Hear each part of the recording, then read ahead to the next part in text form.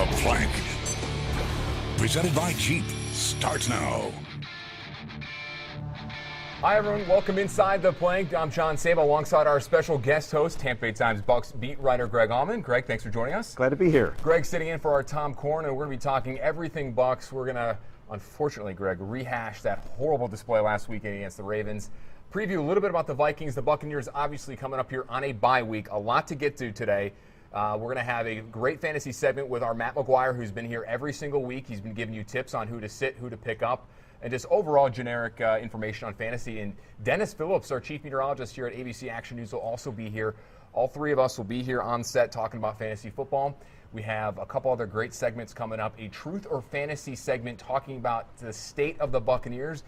Coming up at our second segment, I'm going to give Greg a couple questions regarding the Bucs, and then you'll just simply say truth or fantasy. That's coming up as well.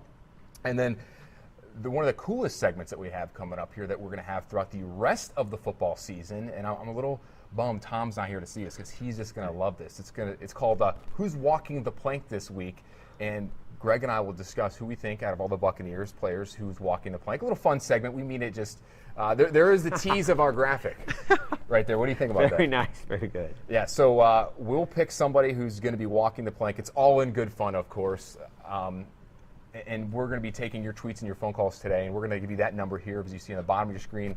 That's rifling through the plank hashtag there, 813-367-0171. And you can call us and tweet at us with who you think of all the Buccaneers players. Could be a coach, could be someone in the front office, should walk the plank. I'm interested to see, Greg, who a lot of these Buccaneer fans have to say. It should be a long line for that plank after Sunday's game. We'll try and limit it to a certain number of people going off the plank at once, at least. When our producer, Christy, was asking me who could walk the plank, I had about a list of like 3 pages full. There were semifinalists and finalists. Right. Yeah. Plenty to go around. So we have a lot of different ways you can get in touch with Greg and I. With the phone number at the bottom of your screen there, 813-367-0171. You can also reach us on Twitter at John_Sable. And Greg, if you want to give your Twitter handle. Yeah, just my name, Greg Allman, AUMAN on Twitter. And we'll definitely take your questions there as we go on here. And use the hashtag ThePlank, as you see there. You could also tweet at Dennis Phillips 28. He and Matt McGuire, you see Matt McGoo, MMCGU. Their Twitter handles there as well. We're going to have that fantasy segment coming up here at the third break around 7:30. So, unfortunately, let's talk about that bad loss at Raja, where the Bucs are now, I believe, since the start of the 2011 season, Greg, 9-18 at home. That's not good. Yeah. I mean, not good. We're having a home field advantage. Right. Yeah. It seems I'm only here in studio after terrible Bucs losses. So it's your fault. It was Atlanta. Your bad luck. When it was 56-0. This never got to 56-0, but probably just as bad. 38-0 at the half. The worst that any home team has ever trailed at the half in Bucs history, in NFL history, I should say. So yeah, a lot of things went wrong. A lot of things kind of snowballed to them. It's 38-0 midway through the second quarter, and at that point, it didn't really matter what happened.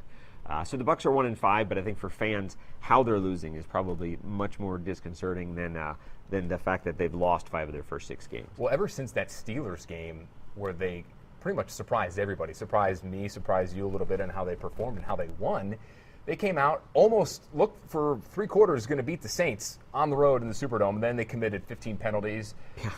That's not going to do it. You have basic fundamentals in the game of football, and if you don't do that and you do penalties, fumbles, turnovers, which the Bucs surprisingly have not been turning the ball over much. But then again, that's probably because Josh McCown's not playing quarterback. Yeah, they've cut down on those kind of things. They're still not forcing takeaways the way they want to as a defense, and they're taking way too long for the offense to get going. If you look at Sunday's game, I think they were outgained 283-20. Obviously, once you're down 38-0, the other defense is going to start laying up and relaxing, and that probably played a role in the way the Bucs were able to move the ball in the second half. They've got a week off now, and obviously they have a lot of things they want to try and change to get going and get back into competitive football like they've had everything but those 2 games that we're still talking about here. Out of that game, everything from about 6 minutes in, before you knew it, was 21-0. And then it just snowballed from there and got a whole lot worse. Besides the outcome, when you watch that first quarter specifically, Greg, what surprised you out of that team, whether it's the offense, defense, or maybe that Joe Flacco just decided to have one heck of a fantasy output. Well, I think when you watched it live, and especially when you went back over it, just the lack of changes and the lack of adjustment defensively. I mean, this is a team that most people had a great amount of confidence in defensively going in. Lovie Smith is a defensive-minded coach. He's got a defensive coordinator who's been a head coach. For all the talent they had, you kept seeing Joe Flacco find receivers open and completing passes with ease throughout that first half. So Flacco, had only had more than 3 touchdowns once in his NFL career, and that was the last time he played Lovie Smith. And here it is, 2 minutes into the second quarter, he has 5 touchdowns. So they were able to kind of let up on the gas, and I think that's why things weren't more record-setting on Sunday. But just seeing how little the defense looked to be in the right place and in position to make plays, that's probably what stood out most to me watching that game on Sunday. And we're taking your phone calls here. If you have any questions for Greg about the Buccaneers, he is the Tampa Bay Times Buccaneers beat writer. You can reach us at 813-367-0171 or go on Twitter using the hashtag #ThePlank. We're taking your tweets as well. Any questions you have. Also, who do you think should walk the plank this week? I'm already getting some tweets on who some people think and have given suggestions. And I'll tell you this right now, one that I just received, these 2 people here, or at least one of them, one of this man's suggestion was actually on my list, and we're going to reveal some of these tweets once we get closer towards the end of the show on that. You were at Bucs this entire week, and you're at the Bucs practice, even though it's a light week because it is a bye week. What did you take from some of the players and some of the coaches that you heard from and the whole entire vibe going into a bye week after such a horrible loss? Yeah, Lovie Smith is such an even-keel coach. He's not too high after the wins. He's not too low after the losses. So Sunday in the locker room after the game, I was surprised that there wasn't more anger, more frustration from players. I think they recognize that they still can change some small things that can add up to them getting back competitive in games. Lovie Smith, you forget this. I mean, they were well in 4 of the 6 games they've been in. I think what stands out so much right now is the Falcons being up 56-0, is the Ravens being up 38-0 early on Sunday. Those 2 games are games that even bad teams don't normally get that far down in games. But I think what they're trying to get across right now is if they change some things fundamentally, on both sides of the ball for sure, they can get themselves back into being competitive. Their next game with Minnesota at home isn't as tough a game as they've had recently. So it's a chance for them to bounce back if they take full advantage of this bye week here. We all know how Lovie Smith is, his demeanor. He's very calm. He's a player's coach. He doesn't get in your face, complete opposite of what Greg Schiano was. But when you have a bad loss like that and you're heading into a bye week or just in general after a bad loss, would you, Greg, personally, in your opinion, would you like to see a head coach have a little more fire after that, a little more anger? Yeah, Lovie probably has a lot of kind of that Joe Madden emotion to him, where even when he's upset, you don't see it. There's not a lot of anger. He doesn't raise his voice a lot. So I definitely get the sense that Lovie, watching him on the sidelines, is aware of how far things are from where he wanted them to be. He came in talking about winning now, talking about the talent on this team and what they were capable of doing, and that just hasn't translated to his players understanding his scheme as it relates to playing competitive winning football. I do think he still has optimism. I think you're not going to see huge changes on either side of the ball. You're going to see small tweaks that they hope add up to them getting back to the way they played in the first game or 2. All righty. Remember, you guys can get in touch with us. You're watching The Plank on abcactionnews.com/theplank. We're going to be taking your phone calls and some tweets as well throughout the show here. We're logged on here till 8 o'clock this evening, 813-367-0171. And also tweet at Greg Allman or at John_Sable with our Twitter handles using the hashtag #ThePlank. Greg, a couple things I wanted to get into there with you, and also Dennis Phillips and Matt McGuire's handles too once we have the fantasy segment coming up here after 2 breaks from now. Look at the Bucs running game. It is just so frustrating watching them not at all pick up yardage. I mean, what is wrong with them? What is wrong with Doug Martin? What is going on with some of the play calling? The running game has been non-existent the last few weeks. Yeah, they really struggled. I mean, they came in, I think, going into this game, they had about 60 yards a game the last 2, and they ended up with some good numbers at the end because the second half was so almost irrelevant as it was. But early on, I think they had 14 yards on 9 carries. This is a team that prides itself on being a run-first offense, using the run to set up the pass. They run a lot on first down. And that really hasn't taken yet. If you look at Doug Martin, I'm sure a lot of you guys have Doug Martin on your fantasy team, aren't very happy with his production right now. Bobby Rainey obviously has had a little bit more success, but obviously has had fumbles that have really set him back from that. So right now, it's probably the most frustrating part of this because it was an area of their offense they felt so good about, and an area that really hasn't shown up for them. They'll get Charles Sims back here in 2 weeks. He'll add another dimension to their run game, but things have to come together soon because the backs and the offensive line haven't come together the way they've needed to so far. I feel like a broken record asking you this every single week, but with the running game having so many problems, is that mostly because of play calling? Obviously, a mixture of the offensive line. Would we have this bad of an obvious running problem if Jeff Tedford was here? I think that definitely plays a role in it. You know, Marcus Arroyo is in a tough position right now, having to kind of fill two jobs in his first season in the NFL. In talking to the assistants this week, the offensive line coach insists that the running backs are doing a great job, and it's the line's fault. And if the line can come together and start playing together, playing cohesively, opening the holes they want to for these running backs, the backs are there. Once they get past that initial contact, there are big plays to be had. We just haven't seen that at all right now. You think about the first game, I think Jaworski Lane had a big run. But since then, the running game really hasn't had the plays they wanted to, hasn't made it easy to set up the pass for this offense at all. Well, Greg and I want to know your thoughts, the Bucs fans' perspective on what is going on with the Buccaneers in this, well, surprisingly 1-5 start and 0-3 at home, 813-367-0171. You can call us, and Greg and I will be taking your calls. And if you want to go ahead and use the Twitter, go ahead and use Twitter using the hashtag @theplank.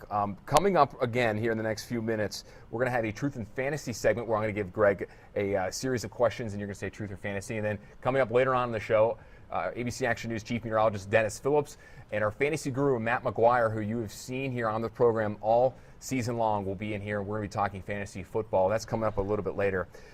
Looking back at this Ravens game, because we don't want to dwell on this too much because it just makes for a bad week.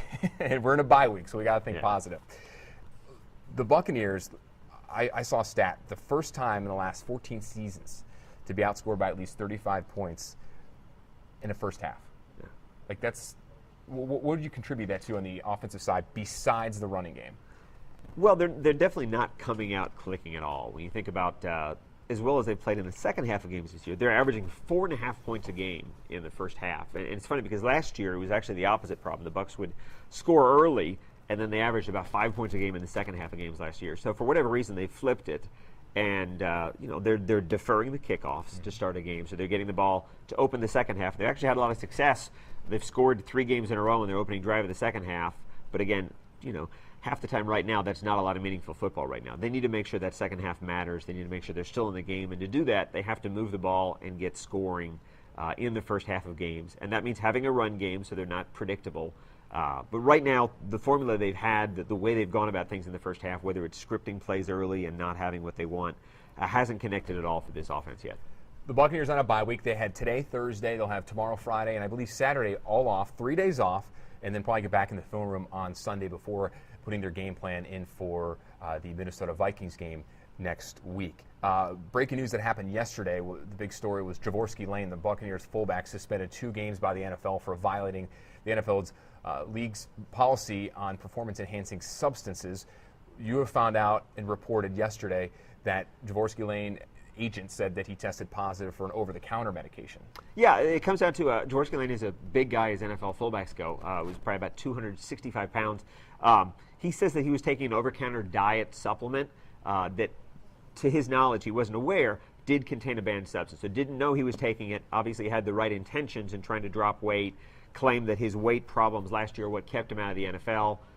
So it sets him back. Lovie Smith said, made a mistake, and when you make mistakes in the NFL, there are consequences. They'll lose him this week. The next 2 games, they'll get him back after the trip to Cleveland, first week in November, and he'll be back starting then. Well, we always hear these cases in the last few seasons now that some players do get test positive. And when you hear these violating the league substance abuse or performance enhancing, the first thing that comes to mind, steroids, HGH, or anything like that. But sometimes it could be an over-the-counter medicine, but that onus has to be on the player to know what they're putting in their body. You could just look at what happened with Josh Gordon of the Cleveland Browns last year. I think he tested positive for something in cough syrup. Right. Oh, absolutely. Anything, somebody made a good point online yesterday when this happened, is that this has happened with so many players and so many instances with suspensions that anything you put in your body that's not food, you probably need to go ahead and take the bottle into the team, check with the trainer, and make sure, hey, is this okay? It's a exact list of what you can and cannot take, so they'll be able to tell you what it is.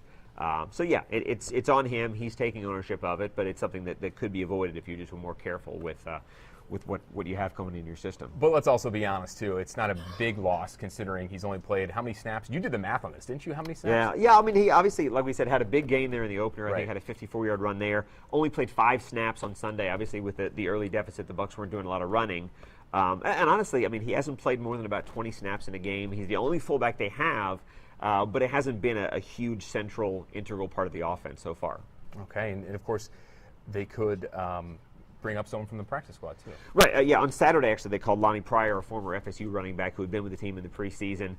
They signed him to the practice squad, so that's kind of a preemptive move where over the next week they can, if they want to carry a fullback next week, they can move him up to the active roster. All right, our first segment of the Plank for Week 7 is in the books here. We have a lot more coming up tonight here on the Plank. We're taking your phone calls all evening long till about 8 o'clock, 813-367-0171. A lot coming on. We're going to have a Truth and Fantasy segment with Greg Allman. We're getting a series of questions. And then, of course, at 7:30, our own chief meteorologist from ABC Action News, Dennis Phillips, right there, working the phones. There he is, 813-367-0171. Dennis Phillips and our Matt McGuire will be taking a debate on fantasy football and who to pick up this week. And also, who do you want walking the plank? A lot of choices this week. There you see Tom and I. Greg, we wanted to give you a graphic for a pirate, but I'm just the faceless guy in the plank. That's fine. You're not walking the plank. You didn't do anything bad. We'll have this coming up towards the end of the show, but we're taking your phone calls right after this here on the Plank.